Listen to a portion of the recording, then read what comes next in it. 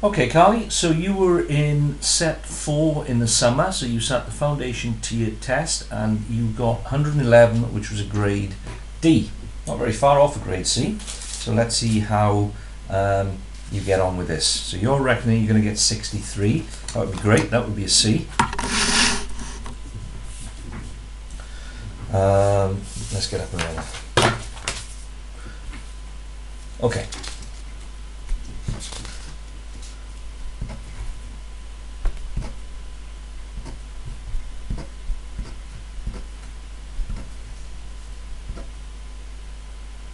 Right, with this one, that isn't the largest number that you can make it. The 4 has to be there because it's even, but if you write those the other way around, that's a larger number.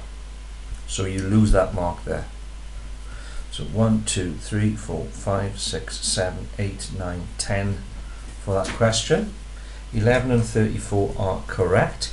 You're going to lose the mark here because the value of the 8 is actually 8,000. It's in the thousands column, but the value of it is 8,000. 0.75, 0.77, and you've got that ascending is increasing, so that's correct. Well done. For this one, when you want to make it an estimate, your estimate there is too much work. You need to round those off to 120. So all they're looking for there is 2,000. So you're going to get 1 mark because you are rounding them off, but you're still making it a lot of work for yourself in the way that you've rounded it. So you lose a mark there. 10, 15, 16 for the first page. For this question, that is correct. That is correct as well. And I can see there that there is your answer. Now what you need to do, and I'll give you the 2 marks this time, you need to make sure that that answer is clear because it's embedded in your workings there. So what you want to say at the end is, so term number 12 or something, just to make sure the examiner can clearly see that is your answer. With a question like this, your values are right, but what they're looking for is a chart for showing how you got those figures. So they're looking for a sort of tally chart which you lay out like this. So you've got the sport, which would be RSHT, then your tallying, and then your totals, frequency. So they're looking for this type of idea. This time I'll give you the marks. Now on this, your graph is lovely, nicely laid out. You've got gaps, which is what should be there, and you're telling me what each of those stand for. But what we're looking for is for these axes to be labeled. So this one gives you the context of what the bars are saying. So it's the choice of sport: rugby, soccer, hockey, tennis. And this one you need to tell me is the frequency, is how often they occur. So there are 4 marks there. You're going to get 3 of them. You'll lose a mark because you haven't labelled your axes. And the mode is the average, which is the most frequent, the most common. In this case, the highest bar, which is rugby. So they're looking for that. Here, you're showing me how you're working it out, and unfortunately, you've got it wrong. It isn't 43, it's 42. So you've got your 8, 8, 8, 3, 5. So the mistake that you've made is that there, if that's 3 and that's 3, the total of them have to add up to 8, so that should be a 2. So there's your mistake. So you're going to get 2 out of 3 for that. And 54 is correct.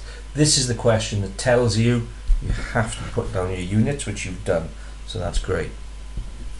So 3, 5, 8 for the page.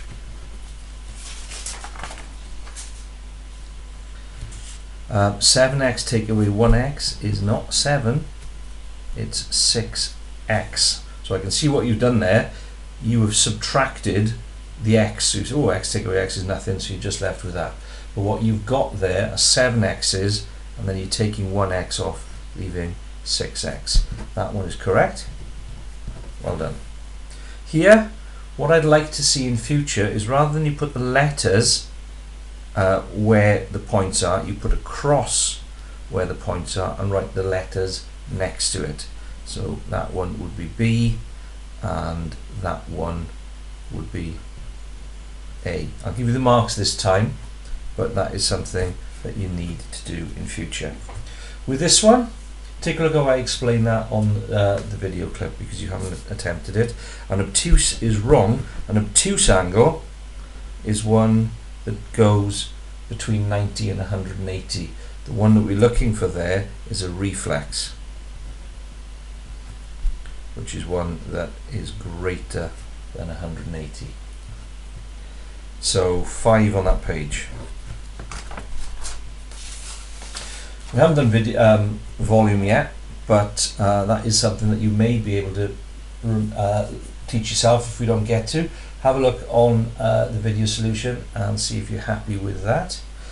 This one is wrong. What you have done there is a reflection rather than a rotation. So what they're asking you to do there is to fill in these so that every time that's turned, a quarter of a turn, the pattern looks exactly the same.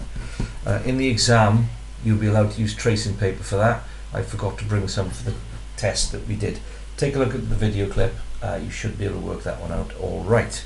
Those are good. So 2 marks on that page.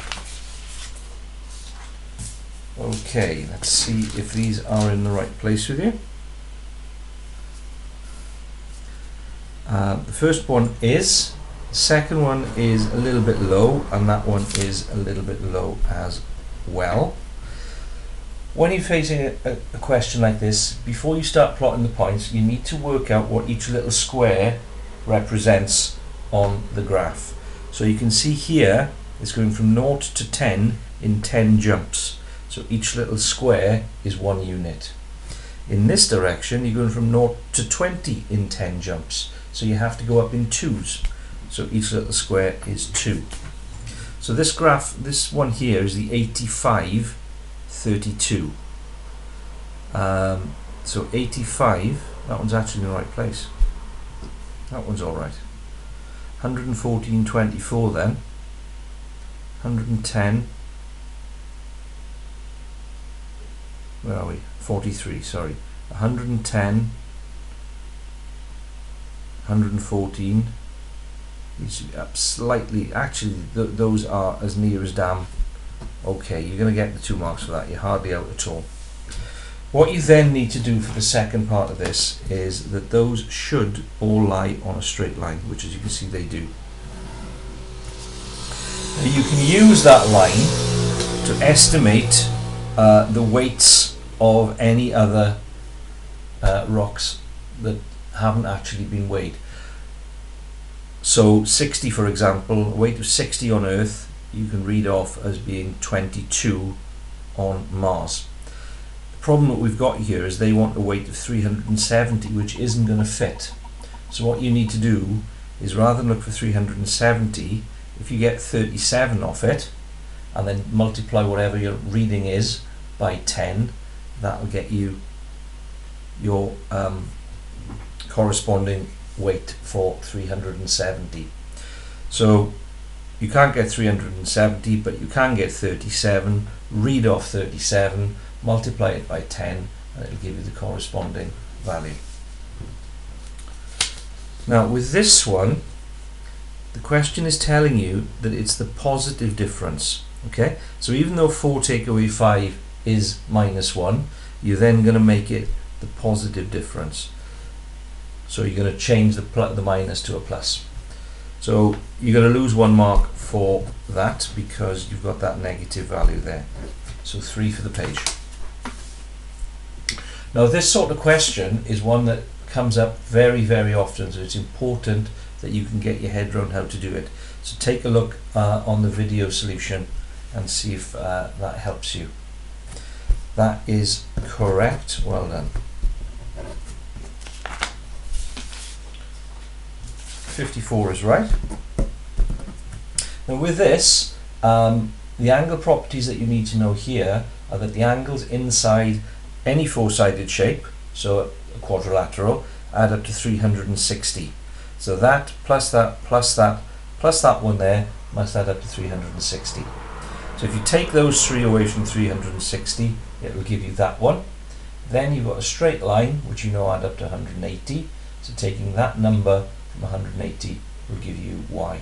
So see if you can manage that one yourself. Your scatter graph, your points are all in the right place, so you're going to get the marks for the scatter. It is positive, but your line of best fit doesn't have to go through that point, and in fact shouldn't go through that point. And because of that, you're a bit off where you need to be. You're probably looking for something more like that, okay, closer to the slope of the points that you've plotted. So you're not going to get the mark for that. And then for 90 customers, on yours it is 430, so you will get that mark. 2, 4, 6 for the page. And then for this one you have done 43 divided by 9 is 5. 430 divided by 90 is 50. So an answer of 50, which you've circled, that will be a big spend for one person in a sandwich shop. So that should be enough to make you think, ooh, that doesn't sound right. 43 divided by 90 is the same as 43 divided excuse me, by 9, and that would roughly be a good answer. Okay, so that one is kind of the right method, but then you've messed it up with what you've done there. So you get 1 mark there for what you're trying to do. This question looks horrible because of the amount of information there, but actually isn't too bad. Take a look at how I explain that on the video solution. One for the page. This one, you're repeatedly dividing by 2, which is okay to there, there and there, but is no good from there because 2 won't go into that because it ends in a 7, which is an odd number. So that should be 3, which will give you that, and that will then be 3, which will give you 13 there. So your method goes a little bit wrong because you shouldn't be dividing by 2 there, and in order to get your final answer then you need to write it in index form as a list. So you're going to get 1 for your method, but you're not going to get anything else there. It's not a perfect square because no number squared by itself adds up to 50. That's not really a clear explanation of what you need there.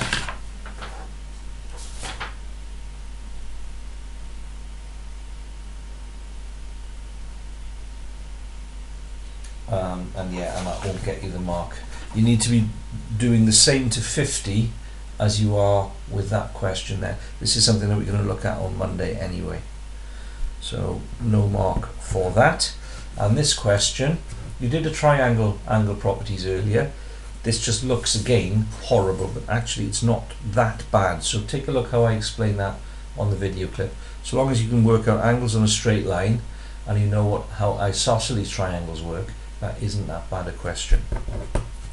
Okay, so you're hoping for 63. Let's see how you get on, Karli.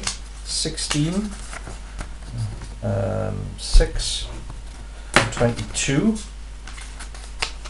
30, 35, 37, 40, 43, 49, 50, 51. So you're about 12 marks below your estimate. 51 51 will be a grade D, which is what you got in the summer, and you're only needing to pick up another 10 marks to guarantee yourself a C.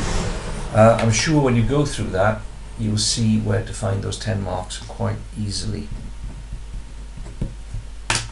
So that's not a bad start considering you've been off from, through the summer.